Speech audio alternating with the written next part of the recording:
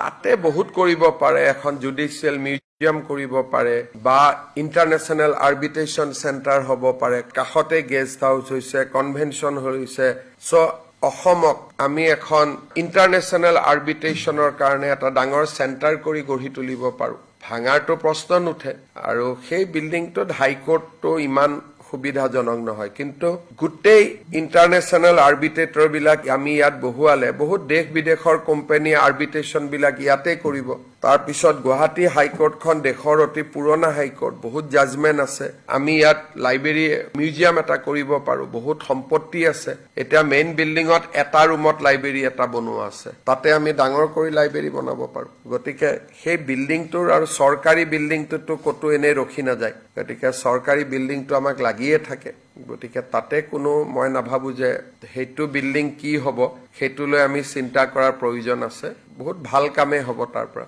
সতী ৰাধিকাৰ পৰা কামাখ্যালৈকে যোৱাৰ কাৰণে আমাৰ প্ল্যান আছে মাজত যিখিনি বাল ভৱন আদি আছে প্লেনেটৰিয়াম আছে তাকটো গুছাব নোৱাৰি কিন্তু তাৰ পিছফাল দি আমি লিংক কৰিব পাৰো গতিকে আমাৰ প্লেনিং আছে আৰু তাৰ কাৰণে কাম কৰি আছে কিন্তু প্লেনেটৰিয়ামটো উঠাই আনিলে মানুহে ভাল নাপাব তাতে আসুৰ কাৰ্যালয় এটাও আছে হেতু উঠাই নিলে মানুহে ভাল নাপাব আৰু ব্ৰহ্মপুত্ৰ গেস্ট হাউসটো তাতে বনিছে গতিকে এই তিনটাটো থাকিব চিফ জাস্টিসৰ ঘৰটো আছে কিন্তু সেইখিনিৰ ক্ষেত্ৰত আমি পিছফালৰ পৰা কানেক্ট কৰিব পাৰিম যেনেকে সতী ৰাধিকান্তিত ইমান মান আছিল আমি তাক পাইল কৰিহে ডাঙৰ কৰিছো গতিকে আমাৰ পিছফাল দি একেবাৰে কামাখ্যালৈকে লগোৱা আমাৰ এটা প্লেনিং আছে সময় লাগিব 5 6 7 বছৰ লাগিব কিন্তু লাহে লাহে আমি কৰি যাম এই জানুৱাৰী মাহত আমি ইটো পাৰ্ট উদ্ঘাটন কৰিম যত পুৰণা ডিসি আছিল তাতে শৰাইঘাটৰ ৰণস্মৃতি এটাও হ'ব লাচিত বৰফুকনৰ লগত কোন কোন সেনানী আছিল অথেন্টিক সোৰ্সেদি আমি নামবিলাক দিম তাতে